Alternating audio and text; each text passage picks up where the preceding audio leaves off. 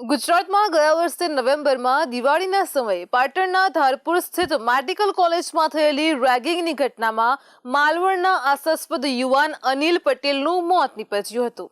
આશ્ચર્યની વાત એ છે કે તેની રેગિંગ કરનાર મુખ્ય આરોપી તેના જ સમાજનો અને ગુજકોમાસોલના ડાયરેક્ટરનો પુત્ર હતો।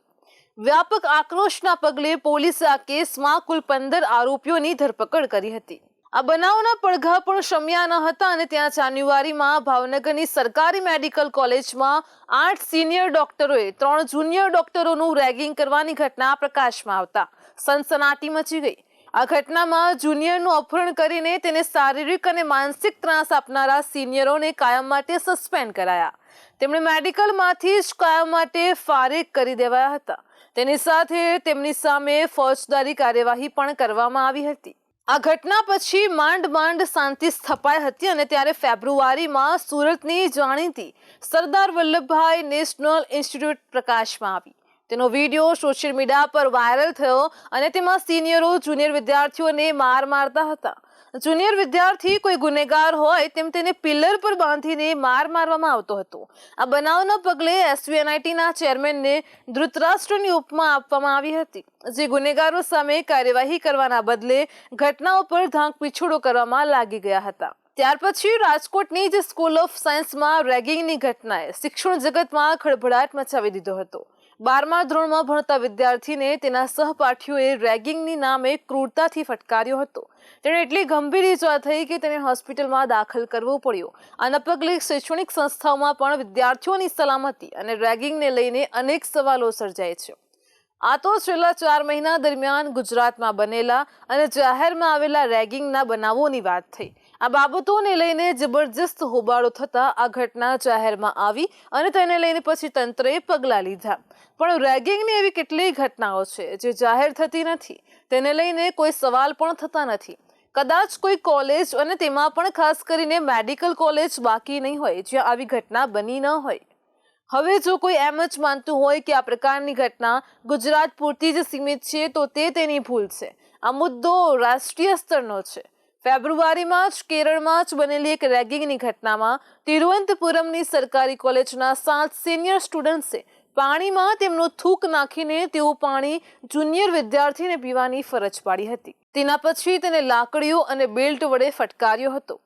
કેરળની આવી જ અન્ય ઘટનામાં સિનિયર વિદ્યાર્થીઓએ જુનિયર વિદ્યાર્થીઓને કપડાં ઉતારીને નગ્ન કર્યા હતા અને પછી તેમના પ્રાઇવેટ પાર્ટ પર ડમ્બલ્સ બાંધ્યા હતા।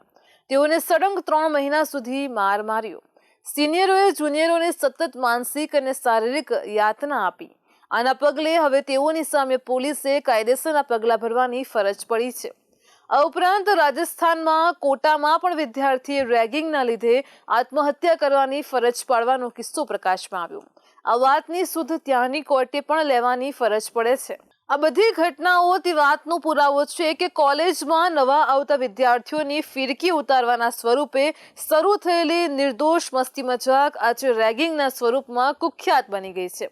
આજે રેગિંગમાં વિદ્યાર્થીઓ સાથે આચરવામાં આવતા ક્રૂરતા એટલી હદ સુધી વધી ગઈ છે કે નવા વિદ્યાર્થીઓ તેમના ત્રાસથી મૃત્યુને ભેટે છે અથવા તો રેગિંગના કારણે મૃત્યુ પામે છે।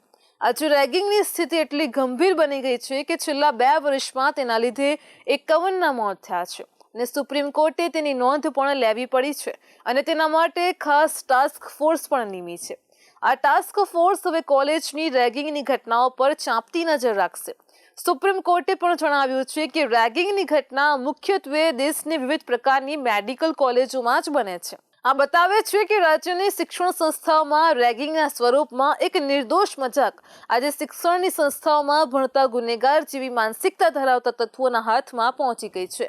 પરપીડન વૃત્તિ જેવી ગુનેગાર માનસિકતા ધરાવતા તત્વોના પગલે હવે રેગિંગ સામે સુપ્રીમ કોર્ટે પોતે ધોકો પછાડવો પડ્યો છે। રેગિંગને ડામવામાં શિક્ષણ સંસ્થાઓને અને રાજ્ય સરકારોની નિષ્ફળતા જોઈને છેવટે સુપ્રીમ કોર્ટે પોતે જ ટાસ્ક ફોર્સ રચવી પડી છે।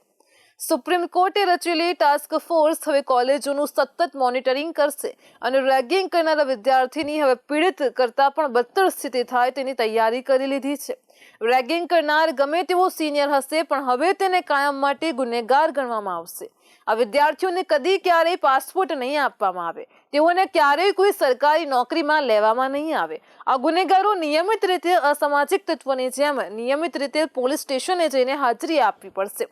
તેમના જીવનનો મોટો હિસ્સો જેલમાં જ પસાર થાય તે પ્રકારની આકરી માર્ગદર્શિકા તૈયાર કરવામાં આવી રહી છે. સુપ્રીમ કોર્ટે સ્પષ્ટપણે માની લીધું છે કે રેગિંગ કરનાર ભારતીય બંધારણનો ભંગ કરે છે અને આ રીતે બંધારણનો ભંગ કરનારાને જે સજા થતી હોય તે રીતે જ સજા કરવામાં આવશે. સુપ્રીમ કોર્ટની સક્રિયતાના પગલે જાગેલી રાજ્ય સરકારો આગામી દિવસોમાં આ રેગિંગ કરનારાઓના ઘર પર પણ બુલડોઝર ફેરવશે તો આશ્ચર્ય નહીં થાય. ટૂંકમાં શિક્ષણ સંસ્થાઓમાં બાપના રૂપિયાના ચોરે તાગડધીના કરીને દાદાગીરી કરતા લુખ્ખા તત્વોના મોઢામાંથી ફીણ પાડવાનો કારસો રચાઈ ગયો છે.